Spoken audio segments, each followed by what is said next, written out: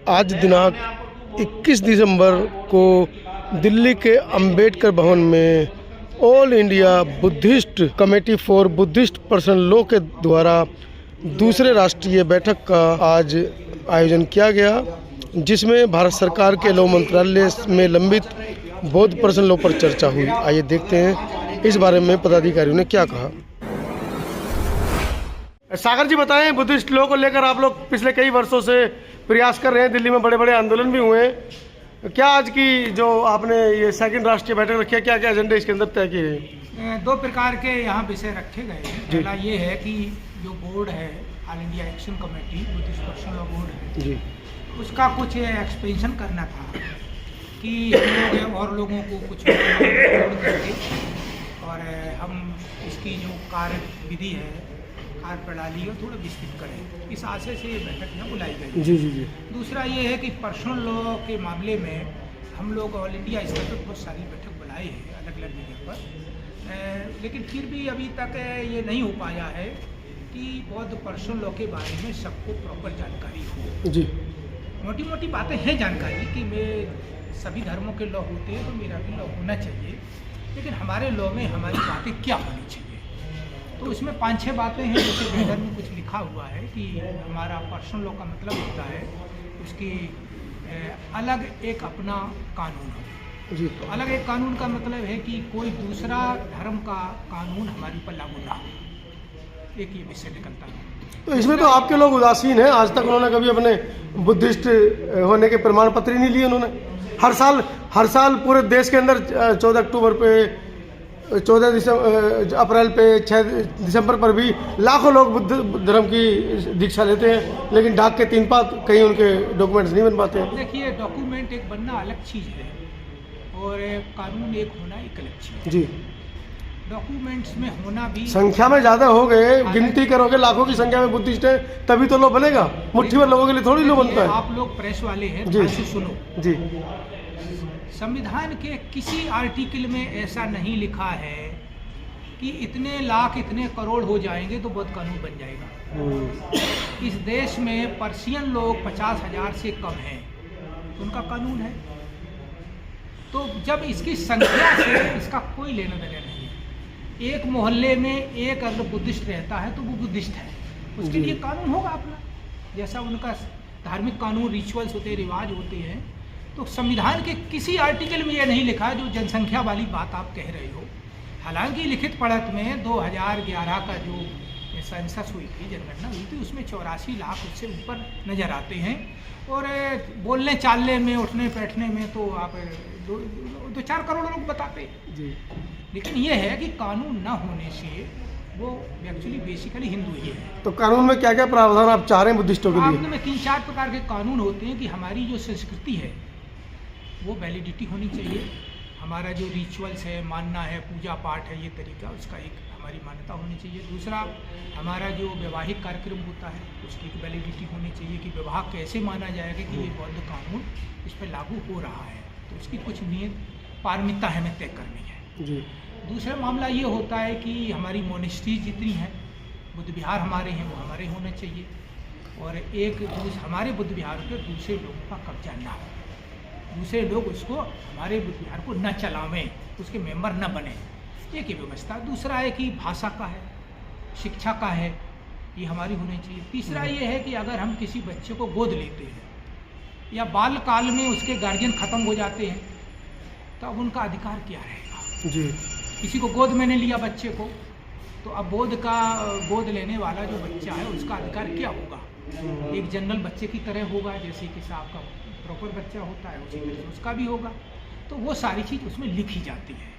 इसके बाद प्रॉपर्टी, मान लो कोई है पड़ी हुई है, तो प्रॉपर्टी आपके पैतृक प्रॉपर्टी है, दादा की है, परदादा की है, तो उसका आगे आने वाली पीढ़ी है, उसका क्या अधिकार होगा है। तो ये सारी चीज़ उसमें लिखी जाती है।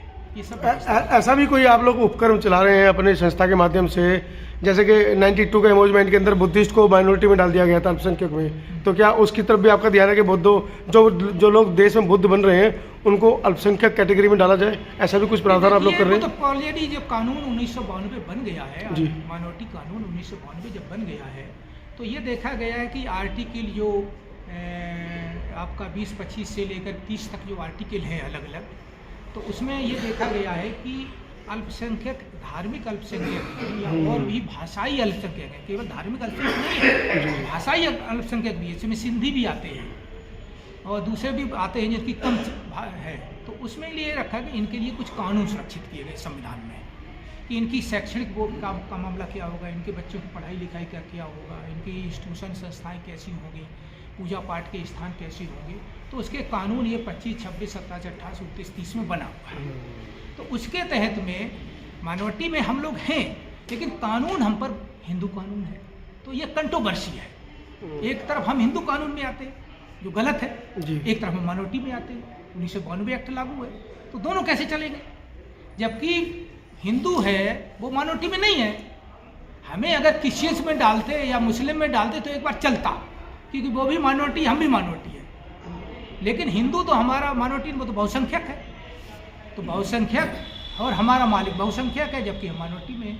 ये सारी बातों को लेकर ये समस्या है। जब कानून बनेगा तो हम उससे निकल जाएंगे। गौतम जी, लगातार जैसे बुद्धिस्ट लॉ की बात चल रही है, 75 साल के अंदर विश्व का सबसे बड़ा बौद्ध धर्म का जो मठ है, बोध गया मुक्ति आंदोलन की आप लोग पिछले कई दशकों से लड़ाइयाँ लड़ रहे हैं। जैसे कि बगल में बैठे आपके भी साहब ने बताया कि हमारा जो बोध गया मुक्ति आंदोलन उसको लेकर लड़ाई चल रही है, तो उसके ऊपर भी कुछ चर्चा हुई है?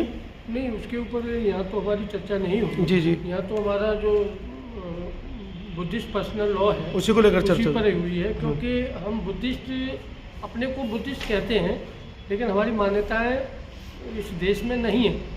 जब तक हमारे देश में हमारे लिए वो नहीं होगी, जैसे आपने देखो कई चीज़ें हैं, जैसे मुसलमानों को अलग उनका शमशान घाट है, बिल्कुल, क्रिश्चियनों का अलग शमशान घाट है, लेकिन हमारा जब हम कहीं जाते हैं और वहाँ जाते हैं तो हमें मजबूरन हिंदू रीति रिवाज से कराना पड़ता है। हिंदू भी भगा देते हैं आप लोगों को तो। और हिंदू भी बिल्कुल आप सही कह रहे हैं कि हिंदू जो है हमें शमशान घाट में घुसने नहीं देते। आपने देखा होगा डेड बॉडी को अपनी गली से नहीं निकलने देते। कई घटनाएं सामने आई हैं। हमारा जो ऐसा वो है, तो हम उन्हीं चीज़ों के लिए हमारे जो ये व्यासागर बौद्धी हैं, इससे पहले वो अपने खैरे साहब इसको लड़ाई को लड़ रहे थे और उसी को ये आगे ले जा रहे हैं। और उसी को आगे ले जाने के लिए आज जो नेशनल मीटिंग बुलाई है ऑल ओवर इंडिया से, वो इसलिए बुलाई है कि अगर हमारे जो नियम है वो नियम नहीं, और हम चाहते हैं कि जैसे मुस्लिम पर्सनल लॉ है, जैसे आनंद पर्सनल लॉ है और पारसियों का है, हमारा भी होना चाहिए। इसलिए आज हमने इसके लिए ये मीटिंग बुलाई है और इसमें ऑल ओवर इंडिया के नुमाइंदा आए हैं और उसी को आगे प्रचार करने के लिए कल हमारी एक मीटिंग और है, उसमें और निर्णय लेंगे। सुनील जी, भारतीय बौद्ध महासभा के आप दिल्ली प्रदेश अध्यक्ष भी हैं।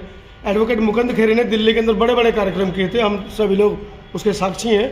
हालांकि वो अब कोरोना के चलते हमारे बीच में नहीं है। पहले तो उनको धन्यवाद कि उन्होंने ये अलग जगाई। इसमें भारतीय बौद्ध महासभा क्या अपना रोल निभा रही है? समतावाद टीवी के दर्शकों को मेरा नमोदय, जय भीम। मनोज जी, जैसा भी आपने सवाल किया कि the Buddhist Society of India Baba Saheb की संस्था क्या रोल प्ले कर रही है, तो बाबा साहब की संस्था, जैसे मैं दिल्ली में ऑलरेडी पदाधिकारी हूँ, तो मैं पिछले 10 साल से इस मुद्दे के साथ में रात दिन लगा हुआ हूँ। तो मेरी भूमिका तो दिल्ली से तय हो रही है, मेरे कार्यकर्ता की हो रही है।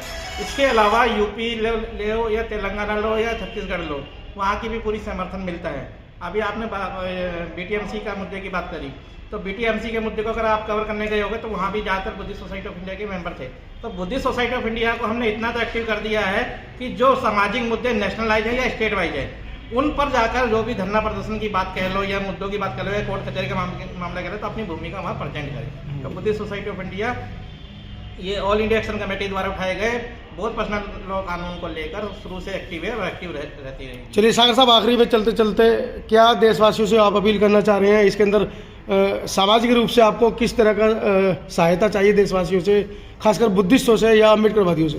देखिए, 2 प्रकार की हमारी देश में भूमिका रहती है। एक तो जन आंदोलन है जी, तो जन आंदोलन से सरकार को प्रभावित किया जाता है या एडमिनिस्ट्रेशन जो होता है उसको प्रभावित किया जाता है। एक तो विषय आता है।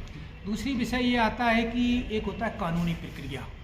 कानूनी और वैधानिक प्रक्रिया में जब वो सिस्टम आ जाता है तो उसमें बहुत जन आंदोलन की ज़रूरत नहीं पड़ती है, केवल प्रेशर बनाने की ज़रूरत पड़ती है। तो प्रेशर के लिए हम लोग बहुत सारी चिट्ठियाँ लिखवा रहे हैं कि भाई आप प्रधानमंत्री को चिट्ठी लिखें, आप लॉ मिनिस्टर को चिट्ठी लिखें कि हमारा कानून पास किया जाए। सुप्रीम कोर्ट और लॉ मंत्रालय एक्सेप्ट कर चुका है कि सुप्रीम कोर्ट का ऑर्डर आ चुका है कि इनका कानून बनना चाहिए। दूसरा है कि लॉ मिनिस्ट्री है वो एक बात को एक्सेप्ट कर चुकी है कि हमें कानून बनाना है, लेकिन अभी ये बात चल रही है, अभी वो बात चल रही है। तो चूँकि जो इस तरह की स्थिति हमारे देश में चल रही है कुछ ना कुछ मुद्दों को लेकर, तो अभी नज़दीक तो ऐसा नहीं लग रहा है कि ये कुछ सरकार करेगी, लेकिन हमें अपने लोगों को लेकर के अपना मुद्दा खड़ा रखना पड़ेगा और उस वक्त का इंतजार भी करना पड़ेगा। न्यायिक तौर पर इस पे काम चल रहा है। हाँ, न्यायिक तौर पर इसलिए हम लोग इकट्ठे, कल हम लोग बौद्ध कानून की पूरी समीक्षा करेंगे, अगर नया अमेंडमेंट की ज़रूरत है तो उसको भी करेंगे।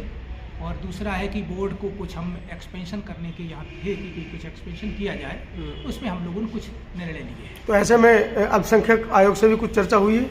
अल्पसंख्यक आयोग से 10 बार 20 बार मीटिंग हुई है, और वो केवल ऐसा मान सकते हैं अल्पसंख्यक आयोग सरकार का है, कोई किसी उसका नहीं है, पब्लिक का नहीं है, तो वो केवल केस को फॉरवर्ड करते हैं। आपकी बात को सुना, चिट्ठी ऊपर से लगाई और चिट्ठी लगा के संबंधित विभाग को भेज दिया, ऐसा मामला है। तो मतलब वर्तमान में आप ये कहना चाह रहे हैं वर्तमान की जो सरकारें देश में रूल कर रही हैं उनकी मंशा नहीं है आपके लिए कानून बनाने की। अब कुछ आगे एक्शन नहीं हो रहा है तो मैं नहीं मान सकता हूँ, लेकिन इसका मतलब ये नहीं कि मैं भी चुप बैठ जाऊँ।